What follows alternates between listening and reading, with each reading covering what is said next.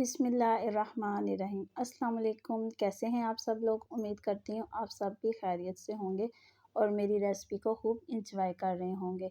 आज मैं बनाऊंगी कड़ी पकोड़ा की रेसिपी, जो कि बहुत ही डिलीशियस तैयार होने वाली।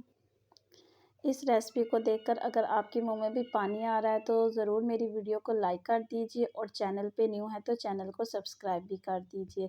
इसी तरह की मज़े की वीडियो ताकि आपको मिलती रहें। चलें अब हम स्टार्ट करते हैं अपनी रेसिपी को, जो कि बहुत ही आसान मेथड से बनने वाली है। बिस्मिल्लाहिर्रहमानिर्रहीम। सबसे पहले हम लस्सी तैयार करेंगे, जिसके लिए मैंने आधा किलो दही ले लिया और ये मैंने बेसन ले लिया। इसमें हम 2 बड़े चम्मच, ये आप देख सकते हैं मैं कितने डाल रही हूँ, इस तरह हम इसमें शामिल कर लेंगे। ये हमने एक शामिल किया, अब ये मैं इसमें दूसरा भी चम्मच शामिल कर दूँगी। बस, अगर आप क्वांटिटी कम ज़्यादा करना चाहते हैं तो आप अपनी मर्ज़ी से कर सकते हैं। आप ये चम्मच देख सकते हैं, ये मैंने बड़ा चम्मच लिया। अब हम इस बेसन को साइड पे कर देंगे, ये हमारा काम आएगा पकौड़ों की तैयारी में। तो अब हम इस हैंड ब्लेंडर से अच्छे से इसकी मिक्सिंग कर लेते हैं, ताकि इसमें कोई भी बेसन का ज़र्रा बाकी ना रहे। अच्छे से हम इसको एकजान कर लेंगे। अच्छे से इसकी मिक्सिंग करके इसके लस्सी बना लेंगे और इसको हम एक साइड पे रख देंगे। ये आप देख सकते हैं मैं अच्छे से इसकी लस्सी बना रही हूँ। आपने भी फुल वीडियो को देखना है, स्किप नहीं करनी, ताकि कोई भी इंग्रेडिएंट्स आप मिस ना कर दें। अब यहाँ पे ये हमारी लस्सी तैयार हो चुकी है, जो हमने बेसन शामिल करके बनाई थी। अब इस तरह से हम इस हैंड ब्लेंडर को ऐसे खोल लेंगे और इसकी मशीन को हम साइड पर रख देंगे और ये जो हमारे आगे कटर है हम इसको अच्छे से वॉश करके रख देंगे। अब यहाँ पे हम एक बर्तन ले लेंगे जिसमें हमने कड़ी तैयार करनी। यहाँ पे मैंने 2 मीडियम साइज़ के प्याज लिए हैं और हाफ कप मैंने ऑयल लिया, इसको शामिल करके अच्छे से अब हम इसकी भुनाई करेंगे। हमने ज़्यादा हाई फ्लेम नहीं करनी, मीडियम फ्लेम पे इसको फ्राई करना है इन प्याज को, वरना ये बहुत ही डार्क हो जाएंगे। जब इसमें इस तरह से कलर आने लग जाए तो इसमें एक कड़ी पत्ता शामिल कर दें। आप चाहें तो इसमें साबुत ही शामिल कर दें, इस तरह से तोड़ के शामिल करेंगे तो ज़रा जायका अच्छा आएगा। अब हम इसकी भी अच्छे से मिक्सिंग कर लेंगे। जब इसमें अच्छा सा ब्राउन कलर आ जाएगा तो इसमें हम टमाटर शामिल कर देंगे। ये आप देख सकते हैं इसमें बहुत ही प्यारा कलर आ गया। जब इस तरह से कलर आ जाए तो मैंने ये 4 मीडियम साइज़ के टमाटर ले लिए हैं, तो इसको हम शामिल कर देंगे और अच्छे से इसकी भुनाई कर लेंगे। टमाटर डालने से बहुत ही अच्छा फ्लेवर आता है कड़ी में और चटपटी सी लगती है, तो आप भी ज़रूर शामिल कीजिए टमाटर। और मैं तो टमाटर ज़्यादा ही क्वांटिटी में इस्तेमाल करती हूँ। अगर आप इसका पेस्ट बना के भी शामिल करना चाहें तो पेस्ट भी बना सकते हैं। अब इसकी अच्छे से हम मिक्सिंग कर लेंगे और तमाम स्पाइसेस भी शामिल कर देंगे। यहाँ पे मैंने ले लिया आधा चम्मच हल्दी का और 1 चम्मच मैंने यहाँ पे पीसी हुई लाल मिर्च शामिल कर लिया। अब हम इन सारे स्पाइसेस इसमें शामिल कर लेंगे और एक एक करके इसको अच्छे से इसकी भुनाई भी करते जाएंगे। अब यहाँ पे मैंने आधा चम्मच गरम मसाला का लिया और आधा चम्मच ही कूटी हुई लाल मिर्च, जिसे हम धड़ा मिर्च भी कहते हैं। तो सर्दी है तो मैं लाल मिर्चों की कड़ी बना रही हूँ, अगर गर्मियाँ हो तो आप सब्ज़ मिर्च की कड़ी तैयार करें। सर्दियों में लाल मिर्च की कड़ी ज़्यादा मज़े की लगती है। अब मैं इसमें आधा कप पानी भी शामिल कर दूँगी, ताकि इसकी अच्छे से हम भुनाई कर लें। आपको यहाँ पे ऑयल कम लग रहा होगा क्योंकि हमने कड़ी का तड़का सबसे लास्ट में लगाना है, तो तब हम ऑयल शामिल करेंगे। अब जो हमने बेसन मिला के लस्सी तैयार की थी, तो अब हम इस स्टेज पे इस लस्सी को शामिल कर लेंगे। जब हम ये लस्सी को शामिल कर लेंगे और अच्छे से इसकी मिक्सिंग कर लेंगे तो हम इसमें एक्स्ट्रा पानी भी शामिल कर देंगे। अगर आपने लस्सी में ही पानी शामिल कर लिया तो फिर इस स्टेज पे पानी शामिल करने की ज़रूरत नहीं है। तो हमने सिर्फ लस्सी में बेसन ही शामिल किया था, पानी शामिल नहीं किया था, जो कि मैंने आधा किलो दही की लस्सी बनाई थी। तो अब हम इसमें पानी में शामिल करूँगी, तकरीबन मैंने यहाँ पे 1.5 लीटर पानी शामिल किया है। आपने जब कड़ी बनानी हो तो आप ज़रा ध्यान करें कि जो हमारी दही हो वो 1 दिन पहले ही आप लेके रख लें, ताकि वो खट्टी हो जाए, और या फिर आप खट्टा दही ले लें। तो 1 दिन पहले आप ले लें, मसलन कि आपने शाम को कड़ी बनानी है तो आप सुबह ही दही लेके बाहर रख दें, ताकि वो खट्टी हो जाए और हमारी कड़ी मज़ेदार चटपटी सी तैयार हो।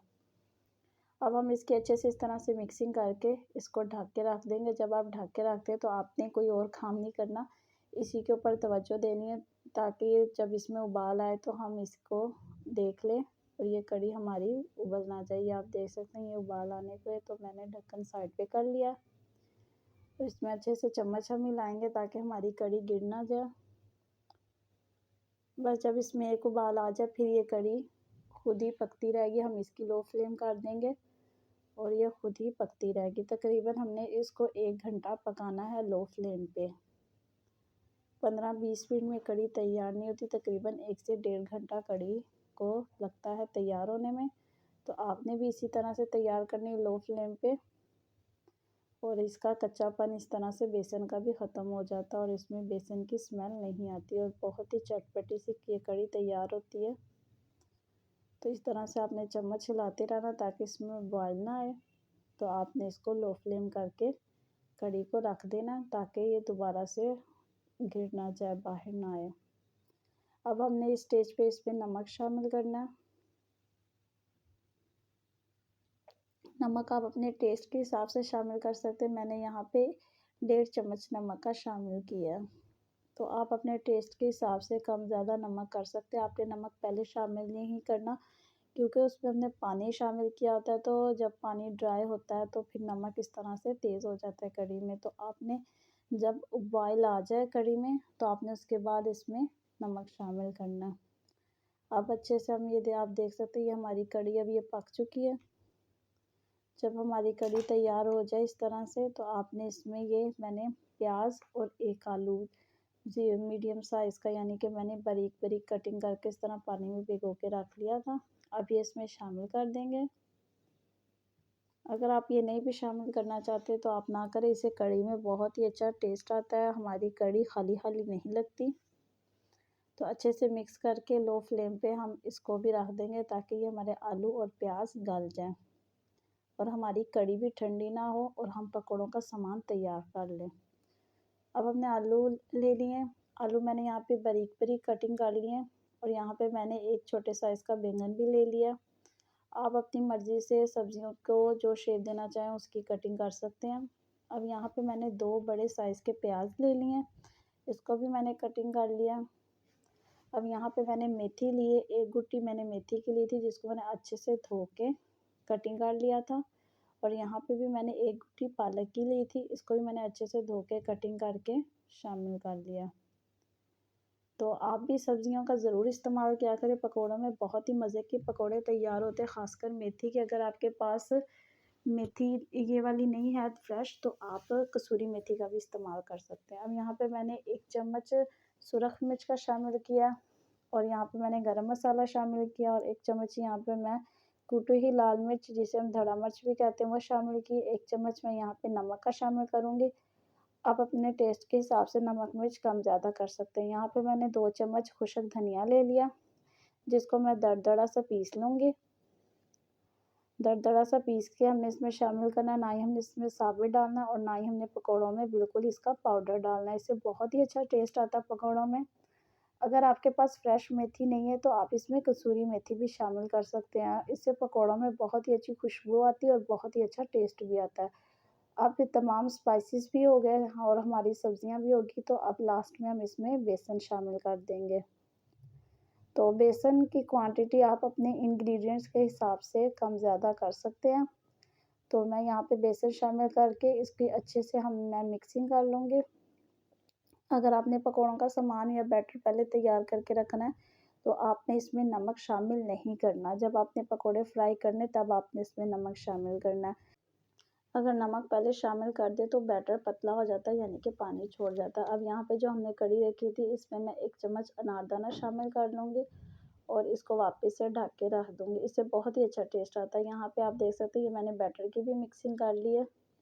अगर आपने अनारदाना पकौड़ों में भी मिक्स करना है तो आप कर सकते हैं। अब यहाँ पे हम एक पैन ले लेंगे, कोई भी बर्तन ले लें जिसमें आपने पकौड़े फ्राई करने और इसमें ऑयल डाल के अच्छे से गर्म कर लें। मैं यहाँ पे ऑयल ले रही हूँ, घी का इस्तेमाल नहीं कर रही, तो आप भी ऑयल में ही पकौड़े फ्राई करें। अब यहाँ पे मैं आपको चम्मच की मदद से पकौड़े निकालना सिखा रही हूँ और मैं आगे आपको हाथ से भी पकौड़े निकाल के दिखाऊंगी। जिस तरह आपको आसानी लगे आप उस तरह से बना सकते हैं। ये आप देख सकते हैं मैं चम्मच की मदद से ये पकौड़े डाल रही हूँ। और यहाँ पे मैंने मीडियम फ्लेम रखी है और आपने भी मीडियम फ्लेम पे ही पकोड़े फ्राई करने, ना तो ज़्यादा हाई करनी और ना ही लो रखनी है। अगर आप ज़्यादा हाई करेंगे तो हमारे पकोड़ों का कलर बहुत डार्क आ जाएगा और अंदर से हमारे पकोड़े कच्चे रह जाएंगे। अगर हम लो फ्लेम रखेंगे तो हमारे पकोड़े क्रिस्पी बिल्कुल भी नहीं बनेंगे। आप देख सकते हैं ये कितने क्रिस्पी हैं और कोई बटर पेपर नहीं मैंने रखा, ये देखिए कोई ऑयल नहीं है। बहुत ही मज़े के पकोड़े तैयार हुए हैं। अब मैं आपको यहाँ पे हाथ से भी पकोड़े बना के दिखाती हूँ। मुझे तो हाथ से पकोड़े बनाना ज़्यादा ईज़ी लगता है, जो कि एक साइज़ में तैयार होते हैं। ये आप देखें, इस तरह से मैंने बैटर हाथ में लिया और इस तरह से मैंने एक-एक करके पकोड़े बना दिए। देखिए ये बैटर लिया, ये पकोड़े मैं डालती गई। इस तरह से आप देखिए एक साइज़ में और एक लेयर में हमारे पकोड़े बनते हैं। आपको चम्मच से ईज़ी लगता है तो आप चम्मच से बना सकते हैं। मुझे ज़्यादा हाथ से ईज़ी लगते तो मैं हाथ से ही इस तरह छोटे-छोटे पकोड़े बनाती हूँ, जो कि कढ़ी में बहुत ही क्रिस्पी और बहुत ही मज़े के लगते हैं। बड़े साइज़ के जब हम पकोड़े बनाते हैं तो हमारा बेसन या आलू अंदर से कच्चे रह जाते हैं और कलर डार्क हो जाता है। ये आप देख सकते हैं मैं पकोड़े बना रही हूँ। तो ये बिगिनर्स के लिए बहुत ही हेल्पफुल है ये टिप, तो ज़रूर ट्राई कीजिए। तो जब एक साइड हमारी कुक हो जाए तो मैं अच्छे से इसकी साइड चेंज कर देती हूँ और तमाम पकौड़ों की अच्छे से मिक्सिंग कर देती हूँ, ताकि ये जुड़ ना जाए और अलग अलग क्रिस्पी क्रिस्पी बने। ये आप देख सकते हैं हमारे तमाम पकौड़े अब इस तरह से बन गए। अब मैं इसी तरह बाकी भी पकौड़े फ्राई कर लूँगी। अब ये जो ऑयल बच जाए हमने इसको ज़ाया नहीं करना। इसमें मैंने 2 कड़ी पत्ता और 4 से 5 मैंने इसमें ये साबुत लाल मिर्च ले ली है। अगर तो सर्दी है तो आप लाल मिर्च का इस्तेमाल करें, अगर गर्मी है तो आप इसमें सब्ज़ मिर्च भी शामिल कर सकते हैं। और यहाँ पे मैंने 1 चम्मच ज़ीरा का ले लिया। आपने यहाँ पे लो फ्लेम रखनी है, वो ना आपकी हाई फ्लेम हो तो आप जैसे ज़ीरा डालें तो आपका डार्क ब्राउन हो जाए। लो फ्लेम पे हमने ये तड़का तैयार करना, ताकि हमारी ज़ीरे की भी अच्छे से भुनाई हो जाए और मिर्चों की भी अच्छे से भुनाई हो जाए, ताकि जब हम कढ़ी में शामिल करें तो जब भी कोई खाए तो गले में मिर्च हमारे ना लगे। तो अब ये तड़का हमारा अच्छे से तैयार हो गया। अब ये मैंने 4 से 5 सब्ज़ मिर्चें मोटी वाली बड़ी मैंने कढ़ी में शामिल कर ली। माशाल्लाह आप देख सकते हैं बहुत ही ज़बरदस्त ये कढ़ी में कलर आया है। अब हम ये तड़के को ये कढ़ी में शामिल कर लेंगे। इस स्टेज पे बहुत ही अच्छी खुशबू और बहुत ही अच्छी ये तड़के की आवाज़ मुझे तो लगती है। आप भी बताइए आपको ये तड़के की आवाज़ किस तरह से लगती है और कैसी आपको ये खुशबू लगती है? ये आप देख सकते हैं मैंने तड़का लगा लिया। अभी मैंने इस स्टेज पे पकोड़े शामिल नहीं किए, तो आपने भी अभी पकोड़े शामिल नहीं करने। अब हम इसमें से कुछ कड़ी निकालेंगे और वापस तड़के वाले बर्तन में ही शामिल करेंगे, ताकि जो उसमें ज़ीरा रह गया वो भी अच्छे से हम हल करके इसी कड़ी में शामिल कर लेंगे। ये तड़के की आवाज़ मुझे तो बहुत ही अच्छी लगती है और बहुत ही मज़ा आता है। तो बहुत ही टेस्टी ये कड़ी तैयार हुई है। आप देख सकते हैं कितनी ज़बरदस्त इसकी लुक आई है। अब ये भी बैटर हम इसमें शामिल कर देंगे। ये आप देख सकते हैं मैंने सारा ये ज़ीरा अच्छे से मिक्स करके अच्छे से आप भी बर्तन को साफ़ किया करें, डिश को ज़ाया ना किया करें। ये आप देखिए इस तरह से अच्छे से मैंने मिक्स करके डाल दिया कढ़ी में। अब यहाँ पे हमारी कढ़ी एक स्टेज पे तैयार है, तो अब हम इस पे पकौड़े शामिल करेंगे। पकौड़े मैंने सारे नहीं शामिल किए, कुछ तो हमने खाने थे तो कुछ मेरे बच्चे वैसे ही खा लेते हैं, तो इस वजह से फिर मैंने आधे पकौड़े इसमें शामिल किए। और आप भी सारे पकौड़े शामिल ना करें, क्योंकि पकौड़े कढ़ी में रहने से फिर नरम पड़ जाते हैं। तो आप पकौड़े फ्राई करके साइड पे ही रख लें, ताकि फिर जब आप सर्व करें तो आप साथ में ताज़ा पकौड़े ही सर्व कर सकें और बहुत ही मज़े के लगते हैं। अब मैंने इसमें ये पकौड़े आधे शामिल करने और आधे मैंने रख लिए हैं। ये आप देख सकते हैं माशाल्लाह कितनी ही प्यारी इसकी लुक आई है।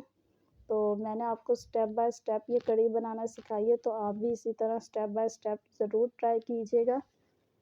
बहुत ही मज़े की ये कढ़ी तैयार होती है। ये आप देख सकते हैं कितनी प्यारी इसकी लुक आई है माशाल्लाह। मेरे अल्लाह के खाने देखिए किस किस तरह के खानों से हमें अल्लाह पाक नवाजता है, तो हमें उसका शुक्र ज़रूर अदा करना चाहिए। हर घड़ी में अल्लाह का शुक्र अदा करना चाहिए। कभी भी हमें नाशुक्री का लफ़्ज़ भी नहीं अपने मुँह से निकालना चाहिए। तो उसके बहुत से एहसानात हैं हम पे, तो जितना ही अल्लाह पाक का शुक्र अदा किया जाए उतना ही कम है। यहाँ पे अब मैं आपको ये कढ़ी सर्व करके दिखा रही हूँ। ये देखिए बहुत ही मज़े की तैयार हुई है। अब ये कढ़ी देख के अब तो मेरे मुँह में भी पानी आ रहा है। तो अब आप ये देखें, कितनी प्यारी इसकी लुक आई है। अब मैं आपको यहाँ पे टेस्ट भी करवा देती हूँ, तो आप भी ज़रूर इस रेसिपी को ट्राई कीजिए। अगर आपको भी मेरी रेसिपी पसंद आ रही है तो ज़रूर मेरी वीडियो को लाइक करें। ये आप देखें कितने ही मज़े के पकौड़े तैयार हुए हैं। आपके पास भी घर में जो वेजिटेबल मौजूद हो तो आप तमाम वेजिटेबल डाल के पकौड़े तैयार करें। पकौड़े बहुत ही मज़े के बनते हैं, तो तमाम वेजिटेबल डाल के पकौड़े बनाया करें, बहुत ही टेस्टी बनते हैं। ये आप देख सकते हैं मेरे पकौड़े कितने क्रिस्पी तैयार हुए हैं। इस तरह से हम तो ज़्यादा कड़ी के साथ इसी तरह से पकौड़े खा लेते हैं। अगर आप रोटी के साथ इसको बनाना चाहे तो रोटी के साथ बना लें, साथ बॉयल राइस बना लें या ज़ीरा राइस बना लें। कड़ी का टेस्ट बहुत ही अच्छा डबल हो जाएगा। तो मुझे दुआओं में याद रखिएगा। अगर मेरी वीडियो अच्छी लगी है तो इसको लाइक कर दीजिए, और चैनल पे न्यू है तो चैनल को सब्सक्राइब भी कर दीजिए। मिलते हैं अगली रेसिपी के साथ। अल्लाह हाफिज़।